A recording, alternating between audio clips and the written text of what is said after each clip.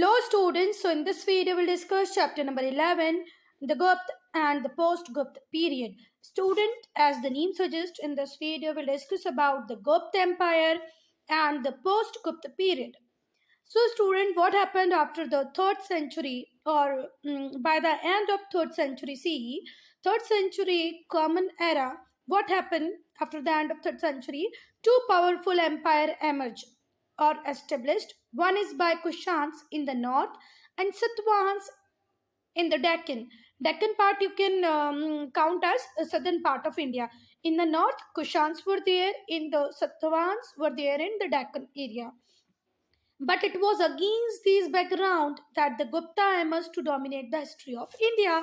But एक northern part में कुशांस थे, सतवांस थे डेक्कन में. इसके बाद भी गुप्त एमर्ज हुए as to dominate the history of India for the next 2 centuries. It means 4th and 5th century is dominated by whom? Gupta Empire. Okay. So first they have given you a point कि 3rd century जब end हो रही थी तो कुशांस आए, north में सतवांस आए डेक्कन में. But then too, who emerged or who dominated the history of India for the next 2 centuries, 4th and 5th century? Who? Gupta Empire. Okay.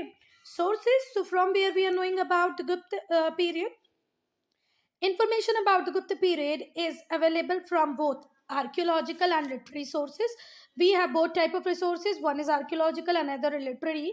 The most important archaeological source is the Allahabad pillar inscription. Allahabad में एक pillar है जिसके ऊपर inscription लिखा हुआ है, वो भी एक बहुत इंपॉर्टेंट सोर्स है जिससे हम गुप्त एम्पायर को जान सकते हैं. Temples, paintings and coins are some other archaeological sources. Apart from Allahabad pillar, we have temples, painting, coins. These are some different archaeological sources which talk about Gupta Empire. The main literary source include the work of Kalidas and the account of Fayan and I Zing. It's Zing. Somewhere it is It's Zing, somewhere it is I Zing. Okay तो फायान सिंह के जब आप accounts पढ़ेंगे, ये दोनों Chinese travellers थे, तो भी आपको गुप्ता एम्पायर के लिटरेरी सोर्सेज मिल जाएंगे. और कालिदास ने तो लिखा है गुप्ता एम्पायर को. Political history. Chandragupta first 322 335 CE, approximately 15 years he ruled. Who? Chandragupta first. The first powerful ruler of the dynasty was Chandragupta first. So, when we talk about Gupta dynasty, the first powerful ruler of Gupta dynasty was Chandragupta first. He married Kumar Devi, a princess of Licchavi tribe.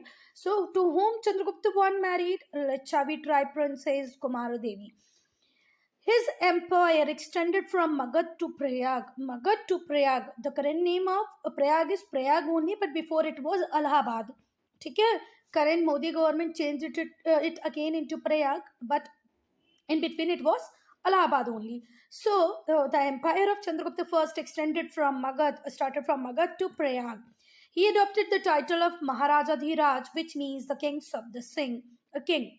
Okay, so Chandragupta Maurya adopted the title of Maharaja Dhiraj, which means kings of the king. Okay. So students, these are the images of the coin of Samudragupta reign. Then Samudragupta, his reign started in 335, ended on 375. Approximately 40 years, not approximately, exactly 40 years he ruled. Okay, so his father Chandragupta I, son of Chandragupta I was Samudragupta. He started ruling from 335 and his rule ended on 375 CE. 40 years he ruled. Was the greatest ruler of the dynasty. Chandragupta is also great, but when we talk about the greatest, Samudragupta is the greatest ruler of Gupta dynasty. An inscription engraved on a pillar at Allahabad, popularly called Allahabad pillar inscription or Prayag Prashasti, is the main source of information on his reign. If you want to know about Samudragupta, from where you're knowing, so the first proof about Samudragupta is on Allahabad pillar inscription, that is also known as Prayag Prashasti. And what is the meaning of Prashasti? In praise of. Whenever the word Prashasti is used, it means you are praising someone. तो प्रयाग प्रशस्ति में समुद्रगुप्त के लिए लिखा हुआ है वो कैसे रूलर थे, कैसे रूल करते थे, कहाँ पर है बच्चा, ये इलाहाबाद में है। ये मेन सोर्स है इनकी रीन का। Who Samudragupta, okay, who is Samudragupta, son of Chandragupta one. It lists the reasons conquered by the king. And in Prayag Prashasti, it is written there that how many areas he conquered. It also mentions the ancestors of the king. Yes, one more thing is there in that Prayag Prashasti. First, the area conquered, the reason conquered by him, वो area जो उन्होंने जीते वो भी प्रयाग प्रशस्ति में लिखे हुए हैं। दूसरा क्या लिखा हुआ है, it also mention the ancestor of the king. King के एंसेस्टर, एंसेस्टर का मतलब होता है बच्चा पूर्वज, किंग के जो पूर्वज थे, एंसेस्टर थे, वो कौन थे, कैसे थे, वो भी वहां पर लिखा हुआ है। The prashasti was composed by Samudragupta court poet Harisena. अब किसने लिखा है प्रयाग प्रशस्ति को, तो वो लिखा है हरिसेन। अब हरिसेन कौन थे बच्चा, कुछ लोग इसको समुद्रगुप्ता पढ़ेंगे, इसको हरिसेना पढ़ेंगे, बट ये हरिसेन है, ये समुद्रगुप्त हैं, ये चंद्रगुप्त थे, इनके जो फादर थे, ठीक है। आ मत लगा देना। The prashasti was composed by Samudragupta court poet. Samudragupta के कोर्ट में एक पोएट थे जिनका नाम था हरिसेन, उन्होंने लिखी है प्रयाग प्रशस्ति, ठीक है बा। डू यू नो व्हाट प्रशस्ति, क्या होता है प्रशस्ति, तो प्रशस्ति संस्कृत वर्ड है जिसका मतलब होता है in praise of. What is the meaning of prashasti, in praise of. Court poet often wrote account in which they listed the achievements of the king and praised him. Student, place yourself on the place of that court poet. Are you able to write something negative for your king? No, not at all. It is possible. Okay, so in the same way, court poet also written various achievements of their king and they praised him, and that is why the writing is called prashasti, because something is there in praise of the king. अगर मैं किसी ruler के अंदर में काम कर रही हूँ, मैं पोएट हूँ, तो मैं चाहकर भी नेगेटिव कुछ नहीं लिख पाऊंगी। मुझे कहीं ना कहीं थोड़ा सा डर होगा, ऐसा ना हो कुछ गलत लिख दूँ और मुझे वहां से उठा के बाहर फेंक दिया जाए। It is also going on in the current government system. If you are praising government then it is okay, if you are not praising तो कुछ ना कुछ गड़बड़ हो सकती है। They then engraved such accounts on pillar so that the people could read them. And somewhere they engraved, even it Harisen or some other poets, they engraved such accounts on the pillar so that people could read them. Because books were not in that much circulation that time. That is why they started writings on the pillars. Engrave, अब pillar जो होगा वो soft तो होगा नहीं, ठीक है, वो पेपर की तरह तो होगा नहीं कि हम उस पर इजीली राइट कर दें। पिलर है तो वो आयरन का होगा, वो आयरन पिलर है तो आयरन पिलर पे लिखना मुश्किल होगा, तभी हम बोल रहे हैं कि हमने उसको उसके ऊपर एनग्रेव किया है, ठीक है, किसी कंपेरेटिवली हार्ड पॉइंटेड ऑब्जेक्ट को लेके उसके ऊपर एनग्रेव कर दिया है so that people can read it. The pillar inscription of Samudragupta is one such प्रशस्ति। ऐसे ही जो पिलर है समुद्रगुप्त का वो प्रशस्ति है। Given in the box below a few lines from it, उसमें से हम कुछ लाइन्स अभी पढ़ेंगे जो नीचे बॉक्स में दी हुई है। They describe the kind hearted nature of the king. What that lines which we will read describe the kind hearted nature of the king. Ask your teacher to explain it you in simple words. Simple words में हम explain करते हैं, देखते हैं क्या है यहाँ पर। सो स्टूडेंट्स, क्या लिखा है यहाँ पर, लिखा है कि Samudragupta the king of the king, ऐसे किंग थे जो हमेशा बिजी रहते थे पुअर्स की, मिजरेबल को सपोर्ट करने में, ठीक है, वो ग्लोरीफाई थे। काइंडनेस टू मेन काइंड, हमेशा वो दयालु टाइप के थे। मेन काइंड मतलब ह्यूमन हेल्प में लगे हुए रहते थे, ठीक है। उनके जो ऑफिसर्स थे वो हमेशा वेल्थ को रेस्टोर करते रहते थे। किसकी वेल्थ को रेस्टोर करते थे? जिन किंग्स को उन्होंने कनकर किया है, जीत लिया है अपनी स्ट्रेंथ ऑफ आर्म्स, अपने आर्म्स की स्ट्रेंथ से जिन किंग्स को उन्होंने जीत लिया है उनकी वेल्थ को वो रिस्टोर करते रहते थे। Whose many wonderful and noble deeds are worthy, जितना काम उन्होंने, जितना अचंभित करने वाला नॉबल डीड्स उन्होंने की है वो प्रेस करने लायक है, तारीफ करने लायक है, और अभी नहीं बहुत लंबे टाइम तक, ठीक है। तो ये कुछ कुछ इसका मैंने क्या निकाल दिया, मीनिंग निकाल दिया, बाकी आप लोग पढ़ लें। द प्रयाग प्रशस्ति, द प्रशस्ति list the ruler against whom Samudragupta fought. प्रशस्ति में लिखा हुआ है कितने रूलर्स थे जिनके अगेंस्ट में समुद्रगुप्त ने फाइट की। It also describe the policy that he followed towards each set of ruler. कौन सी पॉलिसी उसने अडॉप्ट की थी against each set of ruler. अगर हम नॉर्थ की बात करें Samudragupta defeated 4 powerful Kings and numerous smaller Kings. North में उसने 4 पावरफुल किंग्स को डिफीट किया, न्यूमरस स्मॉलर किंग्स को डिफीट किया. A large part of northern India became the part of his empire. After defeating 4 major rulers and various minor rulers, he has controlled major part of northern India or accommodated under its empire. These territories were administered directly, or whatever territories of northern he acquired is directly controlled by him, was directly controlled by him. ठीक है, administration उनका direct था, control direct करते थे वो northern area में जितनी भी टेरिटरीज उन्होंने एक्वायर की थी. ठीक है, 4 पावरफुल किंग्स को हराया, छोटे छोटे बहुत सारे स्मॉल किंग्स को हराया. ठीक है, नॉर्थ इंडिया का जो पार्ट था उसकी एम्पायर का पार्ट बन गया और फिर एडमिनिस्ट्रेशन डायरेक्ट होने लग गया. Samudragupta defeated 12 rulers of Deccan and the far south.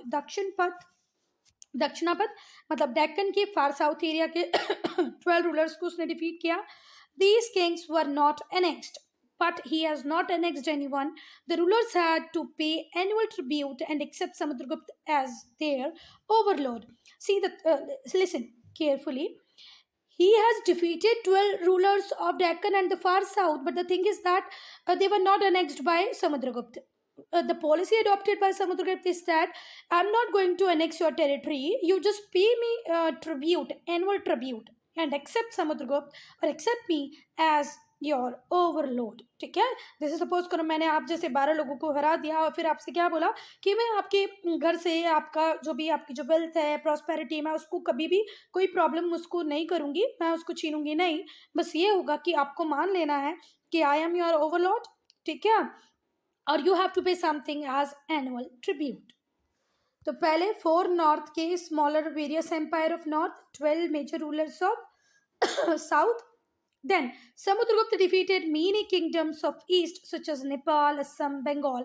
Yes, Samudragupta also defeated various kingdoms of eastern area also. Nepal, Assam, Bengal. The ruler had to accept the suzerainty and pay him a tribute. Same policy he has adopted there in the east. Yes, policy of paying tribute, annual tribute. ठीक है, आप मेरी सुजैनिटी को आप लोग accept कर लें और मुझे एनुअल ट्रिब्यूट देते रहे. Samudragupta also defeated the forest tribe of Vindhya region. The rulers offered tribute and gifts to the king.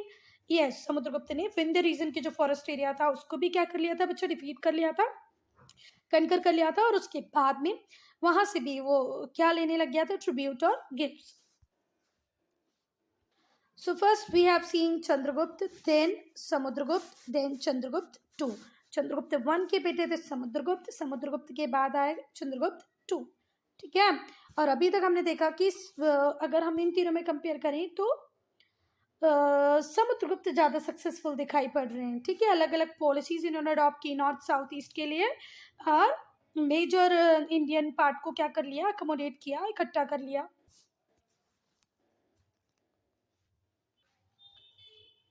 या अकोमोडेट ना करो तो कनकर बोलो. अकोमोडेट करना कब होता है कि जब अंडर वन रूप सारी एक जैसी पॉलिसीज और प्लान्स हो, तो ऐसा तो कुछ किया नहीं, तो अकोमोडेशन की जगह आप क्या कनकर वर्ड का यूज करें, वो ज़्यादा बेस्ट है. Chandragupta 2 started his rule started from 375 and ended on 415 CE. Chandragupta II was the son of Samudragupta. Samudragupta के बेटे हैं Chandragupta 2. He was also known as Vikramaditya. इन्हीं को लोग विक्रमादित्य के नाम से जानते हैं. He defeated the Sharks, took control of the port of Bharuch, Khombe and Supara. ठीक है, सुपारा, खॉम्बे, खंबात भी बोलते हैं इसको, भरूच, इनका कंट्रोल ले लिया. किससे लिया, शाक से लिया. चंद्रगुप्त 2 समुद्रगुप्त के बेटे हैं और इनका दूसरा नाम विक्रमादित्य भी है. He maintained friendly relation with the powers of Deccan and the far north. ठीक है, चंद्रगुप्त 2 की जो पॉलिसी थी वो भी कैसी थी कि फ्रेंडली रिलेशन बनाना है फार साउथ से, डेक्कन एरिया से. Chandragupta 2 was a patron of art and literature. ये पैट्रन थे किस किसके बच्चा, आर्ट के, लिटरेचर के. द नवरत्न और the 9 gems lived in his court. इनके कोर्ट में नवरत्न थे, 9 gems थे.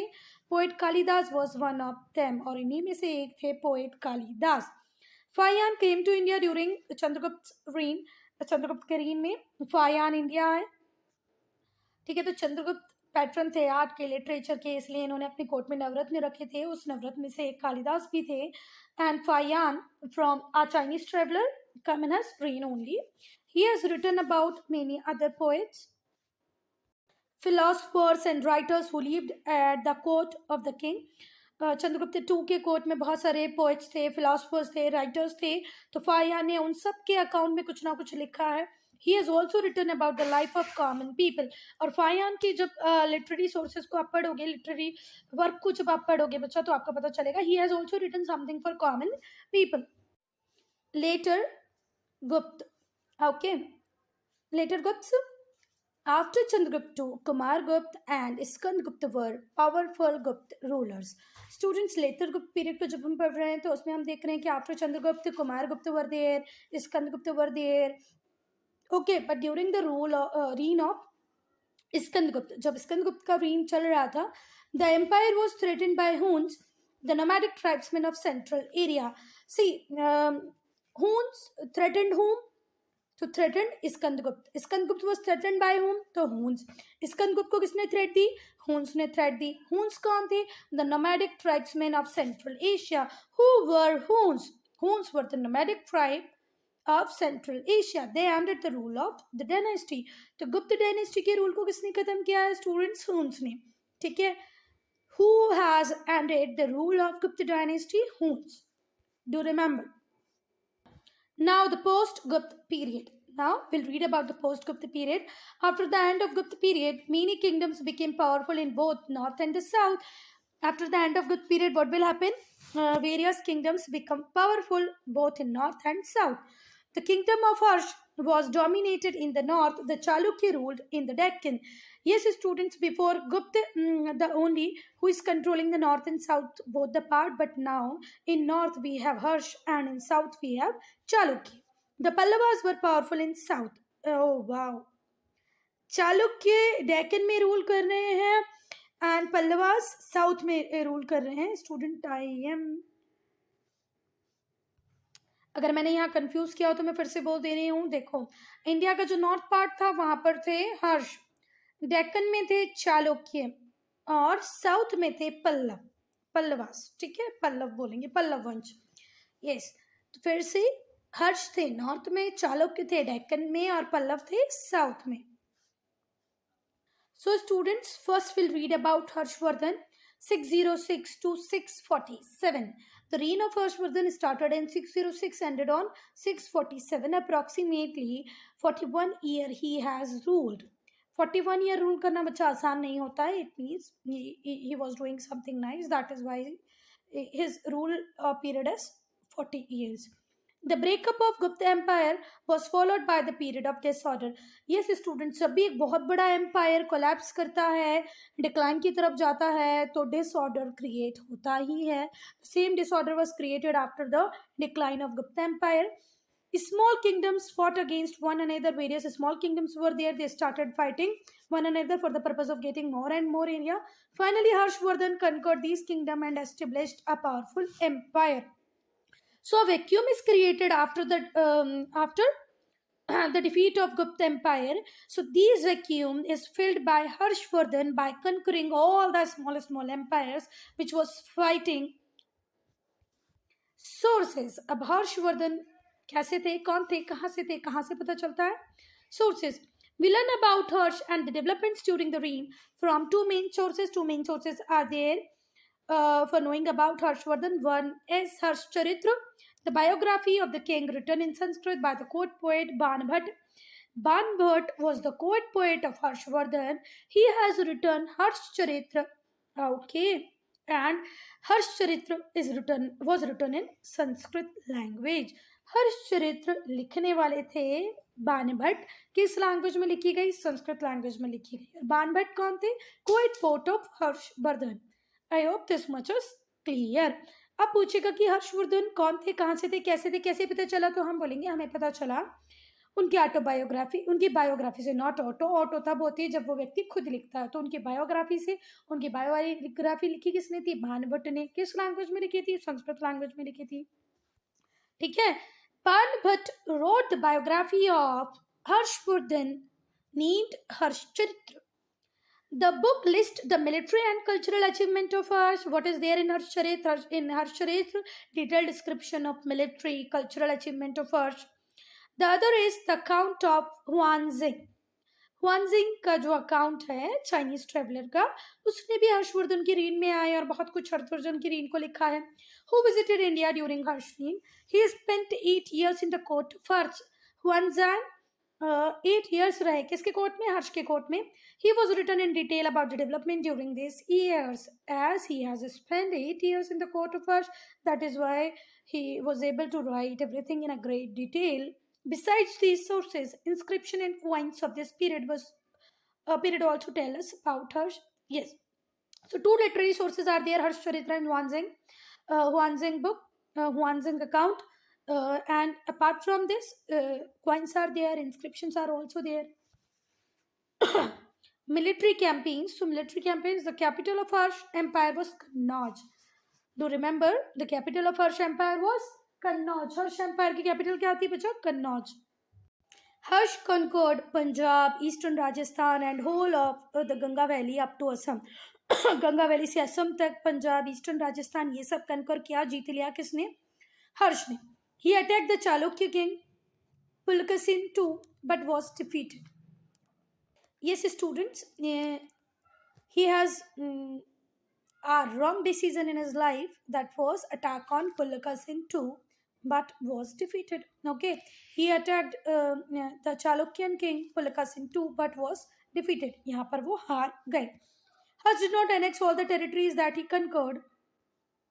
So students, Harsh policy was also very good. He did not annex all the territories that he conquered. उसने सारी territories को annex नहीं किया. जो उसने सारी territories जीती थी सबको annex नहीं किया. He allowed some kings whom he defeated to continue ruling. He also allowed various kings to continue to rule, but only accept Harsh as their overlord and paid him an annual tribute. तो इन्होंने भी क्या किया? Annual tribute लेने की बात कही और कहा कि आप मुझे ओवरलोड की तरह एक्सेप्ट कर लो, मैं आपकी टेरिटरी को आपसे एनेक्स नहीं करूंगा, आप अपनी टेरिटरी पे जैसे पहले रूल कर रहे थे वैसे ही रूल करते रहो. They also gave him money and soldiers whenever he needed them. They also gave him, उनको मनी शोल्डर्स की जब रिक्वायरमेंट होती वो भी हर्ष प्रोवाइड कर.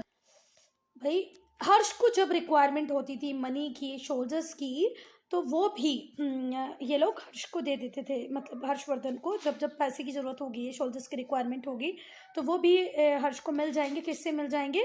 जितनी भी टेरिटरी उन्होंने क्या की थी, कनकर कर ली थी, पर उनको एनेक्स नहीं किया था, तो उन्होंने ओवरलॉर्ड मान लिया है. ओवरलॉर्ड मान लिया है तो जब आपके किंग को आपकी मनी की रिक्वायरमेंट होगी, आपके शोल्डर्स की रिक्वायरमेंट होगी, तो आपको ये देना ही पड़ेगा. ठीक है. और हो सकता है इसको वाइस वर्सा भी हो कि हर्ष भी उनको as and when required help करता. Harsha a patron of arts. Harsha was patron of arts and learning. Harsha भाई उन्हें बहुत पसंद था art, learning. He was a good writer himself. He was also a very good writer. He wrote 3 plays in Sanskrit: Ratnavali, Priyadarshika and क्या कौन कौन सी book लिखी है उन्होंने? अच्छा, पहली बात तो हर्षवर्धन लिखते थे संस्कृत में. रत्नावली लिखी है, प्रियदर्शिका लिखी है और नागनंद लिखी है. नागनंद, प्रियदर्शिका, रत्नावली. आपकी मैम पूछ सकती है write down 3 books which was written by Harshavardhan. तो Harshavardhan has written 3 books which is in Sanskrit, और it is not book, it's a play. उन्होंने नाटक लिखा है, प्ले लिखा है. किस लैंग्वेज में लिखा है? संस्कृत में. तो बच्चा ये बुक नहीं है, टू रिमेंबर. ये बुक नहीं बोल सकते हैं, ये प्लेज उन्होंने लिखे हैं, ड्रामा लिखे हैं उन्होंने. रत्नावली, प्रियदर्शिका और नागनंद. स्कॉलर सच एज बाणभट्ट हम लोगों ने देखा जिन्होंने क्या लिखी है? हर्ष चरित्र. शुभांदु दंडन लिव्ड इन कोर्ट. तो बाणभट्ट तो रहते ही थे जिन्होंने हर्ष चरित्र लिखी है. शुभांदु, दंडन ये भी हर्ष के कोर्ट में थे. ठीक है. कौन कौन थे बच्चा? अच्छा, पहली बात तो संस्कृत में कौन कौन से प्ले लिखे हैं? तो 3 प्ले हैं, रत्नावली, प्रियदर्शिका और नागनंद. उनके कोर्ट में कौन कौन से पोएट थे? तो Banabhatta, शुभांदु, दंडन. In his early years, Harsh was worshipper of Shiva, but later he became Buddhist. शुरुआती दौर में हर्ष किसके? शिव के वर्शिपर थे, भगवान शिव को मानते थे, बाद में बुद्धिस्ट बन गए. He was tolerant of other religion. इनकी रिलीजियस पॉलिसी बहुत अच्छी थी, रिलीजन पॉलिसी. ये खुद तो पहले शिव को मानते थे, फिर बुद्धिस्ट बन गए, पर इन्होंने सारे रिलीजन के लिए टॉलरेंस रखा। He organised a grand assembly at Kannauj in 641 CE में इन्होंने एक ग्रैंड असेंबली ऑर्गेनाइज की। He also gave money to the University of Nalanda. Nalanda University में भी उन्होंने बहुत सारे donations दिए. This university prospered and become a famous center of learning. So in the reign of Harshvardhan, this university Nalanda become prosper, become a center of learning. Huanzhang spent many years studying Buddhist text at the Nalanda University. बच्चा हुआनजेंग जो Chinese traveller थे, उन्होंने बहुत सालों तक कहाँ रहे, वो नालंदा यूनिवर्सिटी में रहे, बुद्धिस्ट टेक्स्ट को पढ़ा, कहाँ रहकर, नालंदा यूनिवर्सिटी में रह के। ठीक है, तो नालंदा यूनिवर्सिटी को बड़ी बड़ी ग्रांट देने वाले थे Harshvardhan. How does the government patronise artist these day? आप लोगों को बताना है कि आज गवर्नमेंट की क्या पॉलिसी है आर्ट को, आर्टिस्ट को पेट्रोनाइज करने की। Does the government still give money to educational institution by? क्या आज भी सरकार पैसा देती है एजुकेशनल इंस्टीट्यूशन को, और देती है तो क्यों?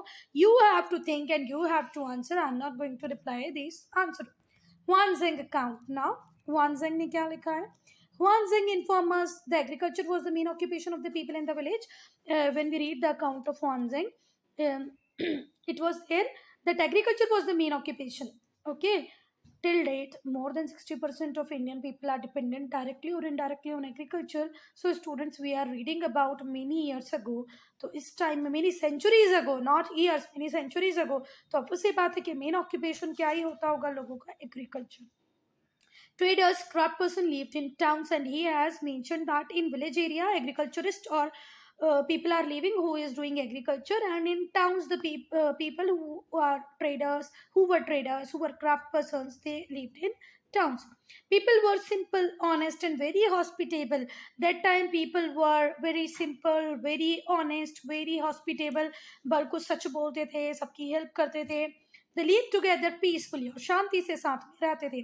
Most people were vegetarian and avoided even onion and garlic. Yes, वो vegetarians तो थी, but वो onions और garlic भी नहीं खाते थे। ये बहुत बड़ी बात है भाई। I'm not able to survive without onions and garlic. So to that people purely vegetarian and even avoided onions and garlic.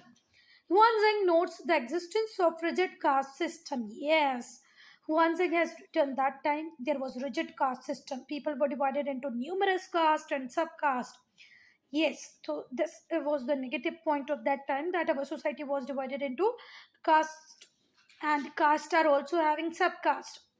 The Chandals or untouchables were considered impures. Students, Chandals और untouchables were considered impure. जो Chandals थे उनको untouchables कहा जाता था, वो उन्हें impure कहा जाता था कि ये अशुद्ध हैं, अगर हमने इनको टच कर लिया या इन्होंने हमें टच कर लिया तो हम भी impure हो जाएंगे. And they had to live outside the city. Chandals, untouchables have to live outside the cities.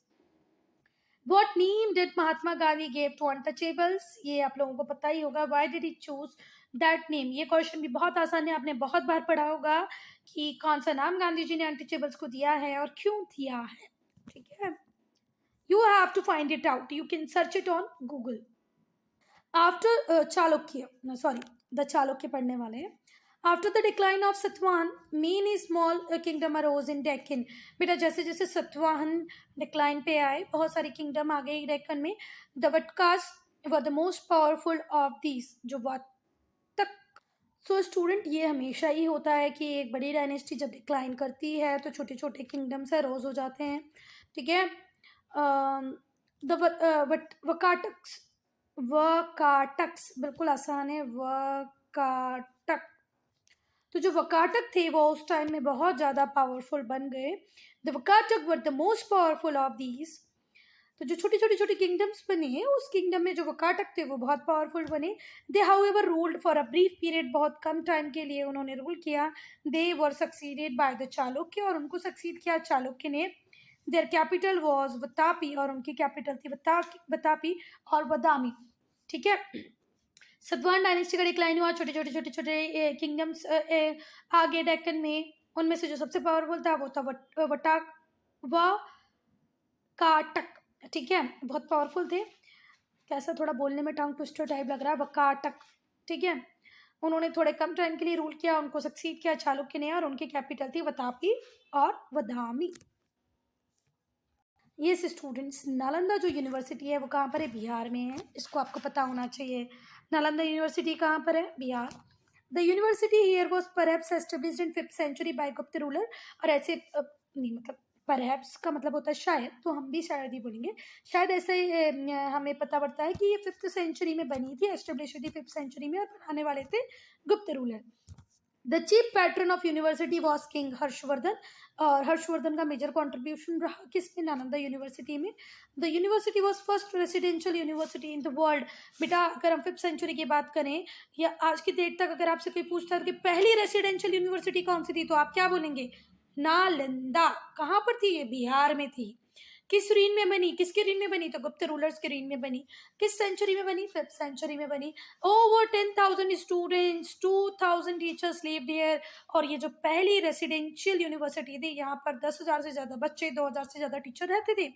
It was university meant only for men, but the thing is that only men can get admission here. No female student is allowed. Students who wanted to join the university were interviewed by senior monks. Yes, students, if you want to take admission, अब तो नहीं ले सकते, before if you want to take admission in that universities strict criteria were there. First you have to be interviewed by senior monks. आपका interview होगा और वो interview लेने वाले होंगे senior monks. Only when the monks were convinced that a particular student was serious and keen to learn more was he granted admission. जब monks पूरी तरह कन्विंस हो जाते, समझ जाते कि भाई ये स्टूडेंट सीरियस है, ये लर्न करने की इच्छा इसमें कीन है, ठीक है, तभी वो एडमिशन ग्रांट करते थे। The subject thought included Buddhist philosophy, logic, grammar. Buddhist philosophy वहाँ पढ़ाई जाती थी, लॉजिक पढ़ाया जाता था, ग्रामर, मेडिसिन और वेद की स्टडी आपको पढ़ाई जाती थी। कहाँ पर? नालंदा यूनिवर्सिटी में, जो कि बिहार में है, जिसको बनाने का श्रेय जाता है गुप्त को, और बनी थी 5th सेंचुरी में। The library of the university was spread over 3 building. अब लाइब्रेरी इतनी बड़ी थी, 3 बिल्डिंग बराबर तो इनकी अकेली लाइब्रेरी थी। 1 ऑफ 3 वॉज कॉल्ड रत्न सागर, और उन 3 बिल्डिंगों में से एक बिल्डिंग को हम बोलते हैं Ratna Sagar, which means an ocean of gems. उसको क्या बोलते हैं? An ocean of gems. The university flourished between 5th and 12th century. Okay, 5th to 12th century तक इस यूनिवर्सिटी ने बहुत फ्लोरिश किया। और जो 3 बिल्डिंग थी जिनको हम लाइब्रेरी बोलते, 3 बिल्डिंग्स लाइब्रेरी थी, उसमें से एक का नाम था रत्न सागर, ठीक है। आजकल लोग इसको भी, जैसे मैं गुप्त को बार बार गुप्ता बोल देती हूँ, वैसे ही हम इसको रत्ना बोलने लगे, जबकि ये है रत्न सागर। क्या है बच्चा? रत्न सागर। आई बात समझ में? चलो, so student, I am ending this video here only. If you have any doubt, any problem, do write in comment section. Okay, if you have any suggestion, then also you can write in comment section.